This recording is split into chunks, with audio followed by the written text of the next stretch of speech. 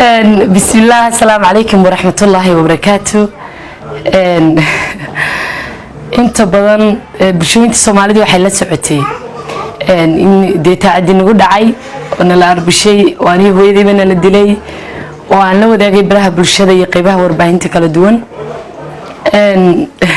وعلى السجي تذكي مدحضة وها تذكي اللاعي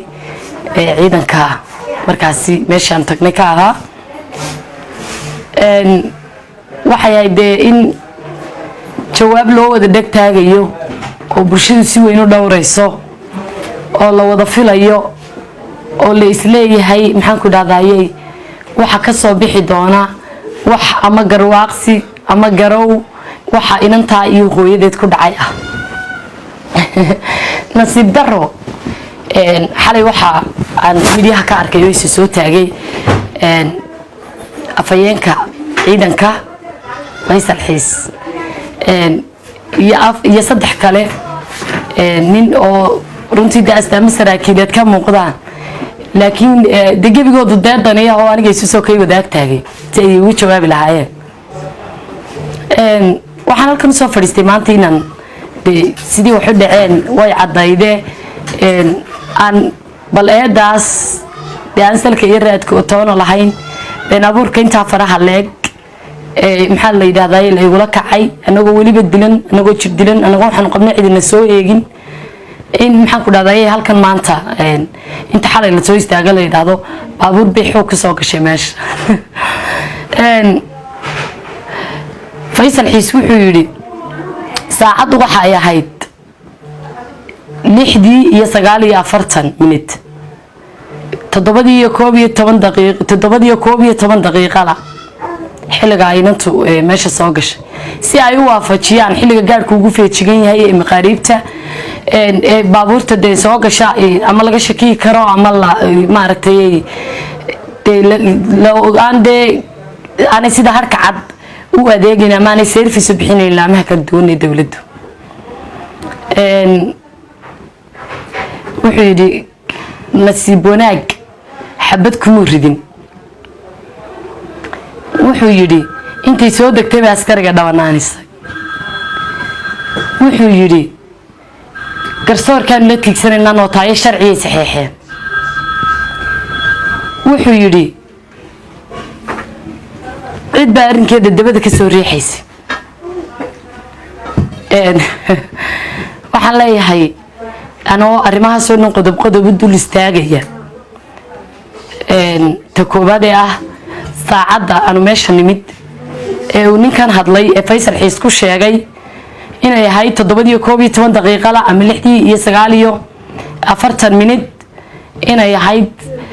baara 4 iyo dheeraad oo aanay xataa 5 gaarsiisnayn marka salaada casar laga baxo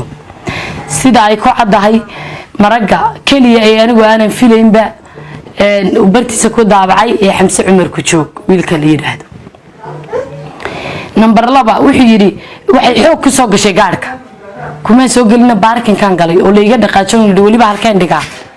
oo halkan digi lahaa intuu ii tilmaamay waliba guri hore u gal oo guri hore garaysay inay yaro kibir badan baa tahay wuxuu yiri askari bay dhabanaanaysa qof kasta oo aqli leh wuxuu garanayaa in aan inta qof shicibihi xarun dawladeed yimaado oo uu soo service doonto aan cid waliba ku dhex dhabanaanin karin de wax aqliga gala in lagu hadlay waxay ahayd in been la sheego been run eeg la sheego waxay ahayd in la yiraahdo si fiican waan idinka adagnahay inta meel soo istaaga la yiraahdo arjuuqday ya ku yiri juuqde laakiin may hayn in la yiraahdo halkaasay xoog ku galeen halkaasay askari ku dhabanaanaysa halkaas ciidanka booliisku wax ku baahlay waxaad loola yaabaa runtii jawaab bulshada iyo annaga iyaga dhibanayaasha ahayn iyo heladaydi toona ay ka filayeen ciidan kara ma noomana cuntanto waxaanay muhiimadu tahay adar meel dushiisa lama dhayo Faysal adigu waad hadashay haddii mas'uuliyad ku saaran tahay oo mas'uuliyad qaran ku saaran tahay gurigaaga iyo kaayagu intay isu jiraan wada tahay si fiican baad noo garanaysaa xalay luuqad kale ku hadlaysa inta noo timaadad eegi lahayd waxaanu qabno laakiin hal libaax arkaysaa ma godlato hal libaax arkaysaa ma godlato marka aniga hadalkaagu arrinkaygana ma daadifayn karo waxaan qabana ma nabaradan qabnana ma afuufi karo nagama biin karo qofku waa inuu feedback kaga soo noqday eegaaye beedkaad ka hadashay ee aad anaga noogu jawaabaysay aad soo gashay daadifaynteeda iyo duudsigayga iyo dulmigayga u soo gashay waxa faale lagaaga dhiibtay baa marag cad noo ah waxaan kugu boorinayaa inaad ku laabatatay kuguma ogi damiir ku laabtay oo adiga iyadoo gurigayga kaagu inta isu jiraan aan adoona soo dul joogsan aniga iyo hooyaday gacan ciidan ugu dhacday oo nabaradayadii iyo wixii naloo geystay waxna dhaqaatiirtu cadeeyeen waxna ay kuwa naga muuqday korkayga ka muuqday yihiin aad arkayso daadifeeyay hadii aad maxaan ku dhaday damiir ku jiro aniga maanta horta iimaad jawaabtaan adoo gurigaagu inta ay jiro aanadii soo galin waxaan intaaba ku soo dhaafaya beeni raad male beeni raad male afar nin oo waaweyn oo ninkii intuu jeelka iigu yimid taliyihii qaybta Muuse Xasan Kaahin intuu jeelka iigu yimid telefoonkayga un priority-ga siiyay ee janan ku xigeenku soo diray ee aan maxaan ku dhadayay oranin maxaa qabtaan uu ka mid yahay xalay ku ag taagnaa shaarka ciidanku ma aha kuwa dadka lagu bahdilo waa wax bulshada loogu adeego cashuur baanu bixinaa magaaladan ku dhalanay baanu joognaa in la yiraahdo nabaradayada iyo wixii loo geystay gacan saarka nagu dhacay la duudsiyo ma yahayn waxaan mar kale marago qabsanaya bulshada reer Somaliland oo si fiican u taqaana axmadnimada iyo anshaxumada boolisku kula kacaan cidii ay haleelaan anshaxumadooda dadka si fiican u yaqaaneen la kulmay iyo arxan daradooda ayaan marag cad u qabsanaya haddaan askari dhabanaaniyay 24 saacadood ma xidhnaan lahaa haddaan askari dhabanaaniyay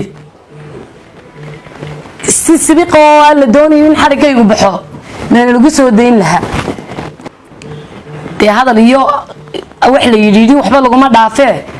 nabarada aanu geysanay iyo dhaawacyada aanu geysanay waanagan hadlaynaa halala hadloo hana la tuso oo ehel baanu ka dhalanay loo keeno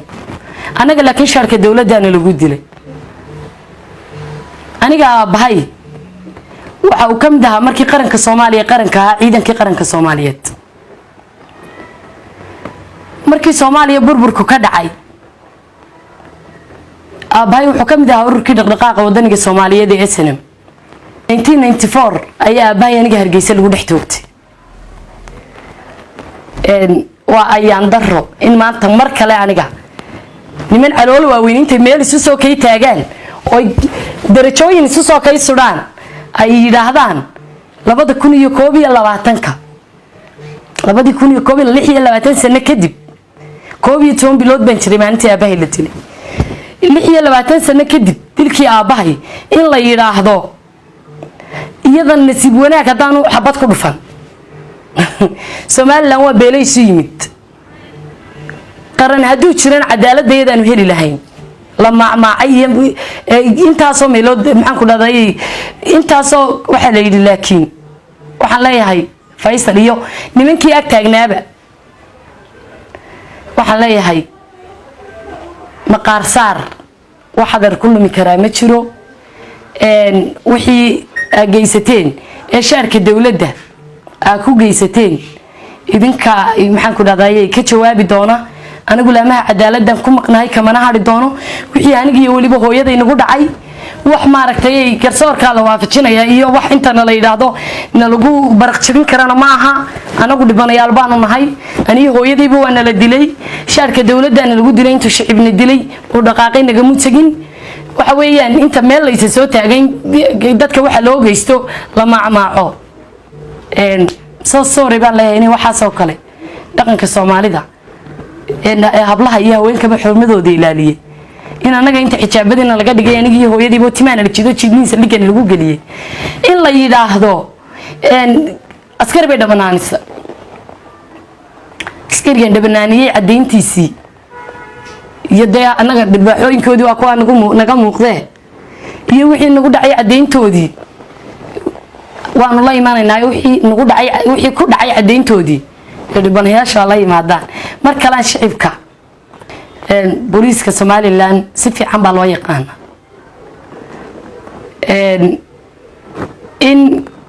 inta gabadha askar dhabarnaaniso aanay 24 hours xorriyad ku hesheena cid kasta maraka ah anaka waana la dilay waana la daandaansaday waana la xiray waana la jir dilay si bahalnimo laba jirkeyga loo dilay wali jirkeyga qaybaha hoose aan mariyaha ka qaadi kareynin de waxaan leeyahay la ilaaha illa allah muhammadur rasuulullah faysal xiisa wadii lagu yiri sidaa dhe oo tiri anaga waxba nagama bedelin waxba nagama bedelin ilaa darguudkiisa lama dhayo waxaan kulay marka xitaa hadlaysan inta been sheegto been run oo sheeg markasto ay dadka taacadi ku dhacaan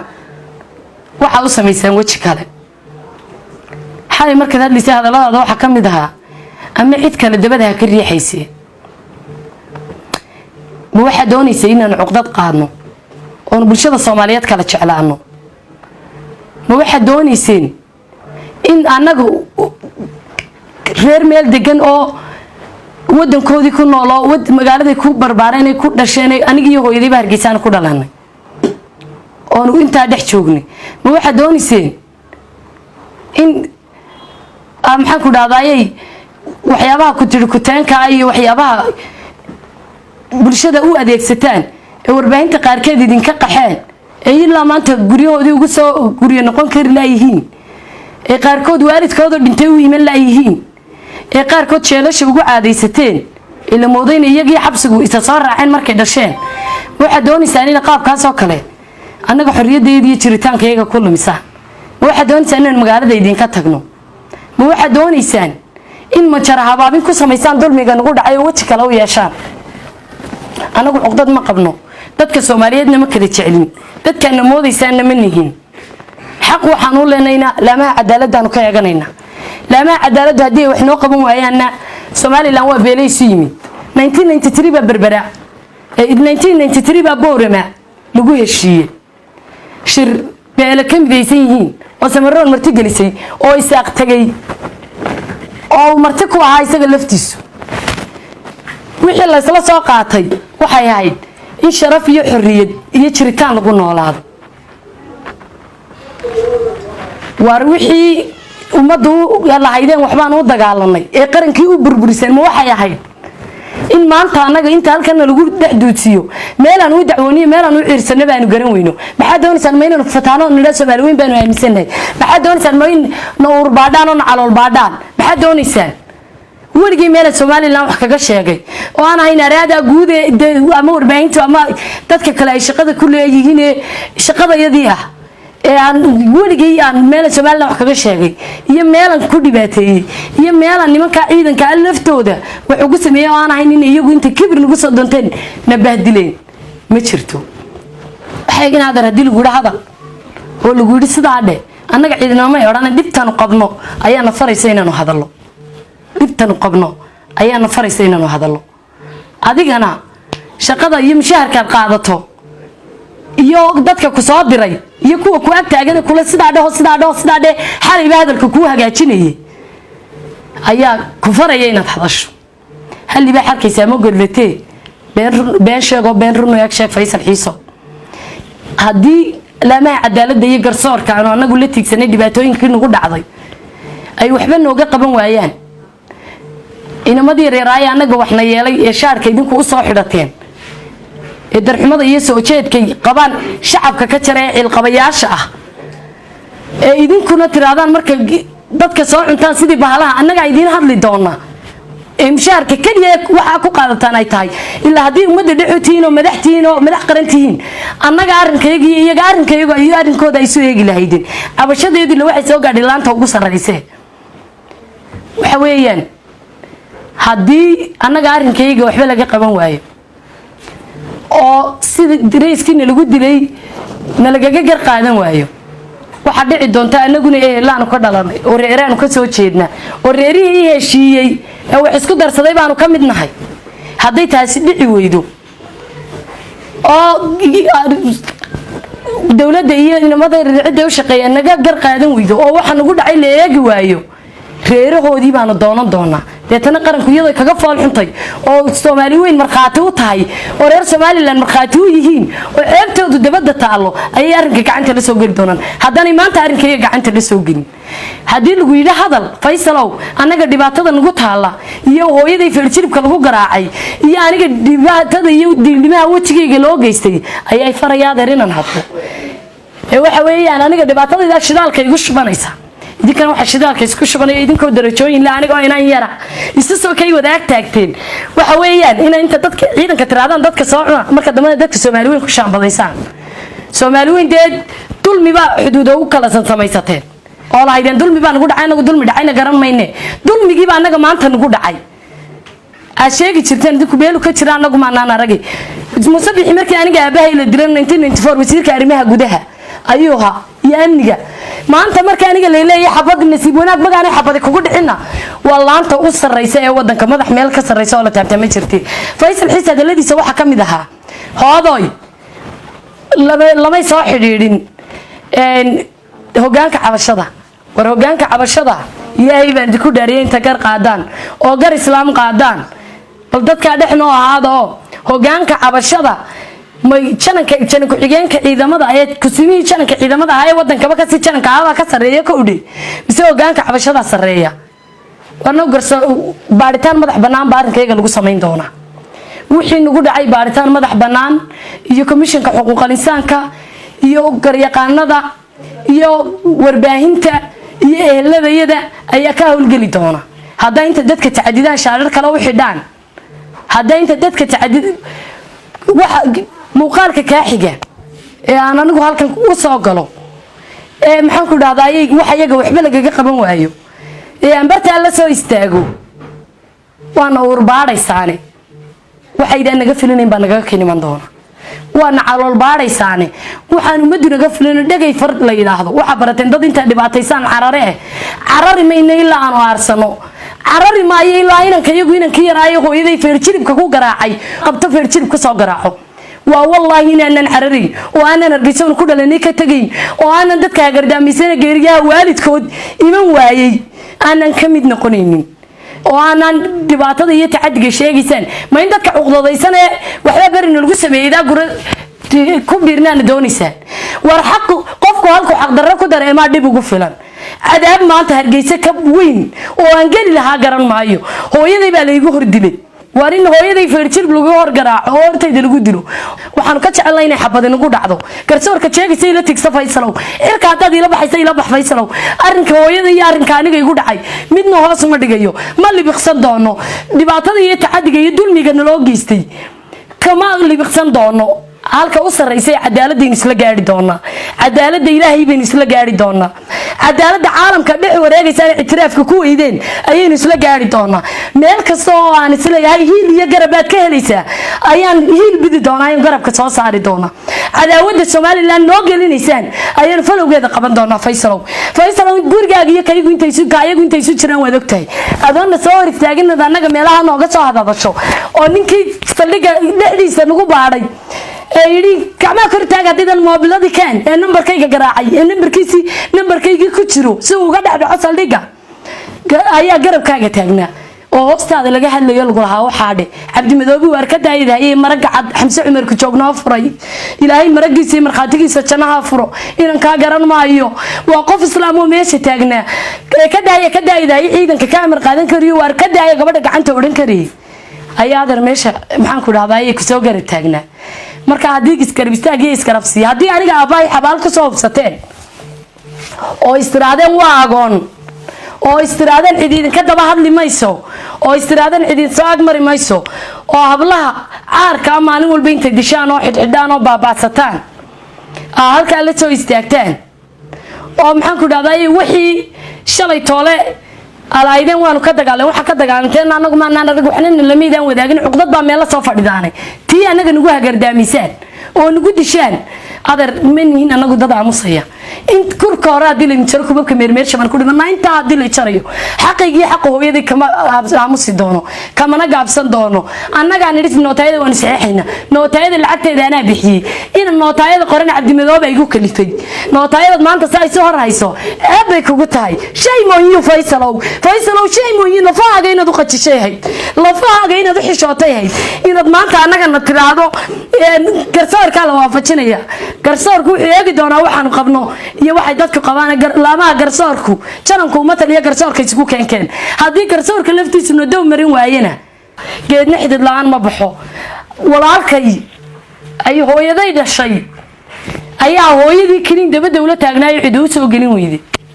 waxa weeyaan anagu manihin dad inta la jirqsado la baabiyeeyo ama meesha ka carara ama hoos u hadli kari waay war dulmiga saldhigyada ka jiro Ilaahay nagu iftiiminay dulmiga iyo tacadiga dadka ku haysaan iyo duqaanada iyo dhibaatooyinka saldhigyadiina yaaliya nadaafad darrada ayuu Ilaahayna tusay subxaanahu wa ta'aala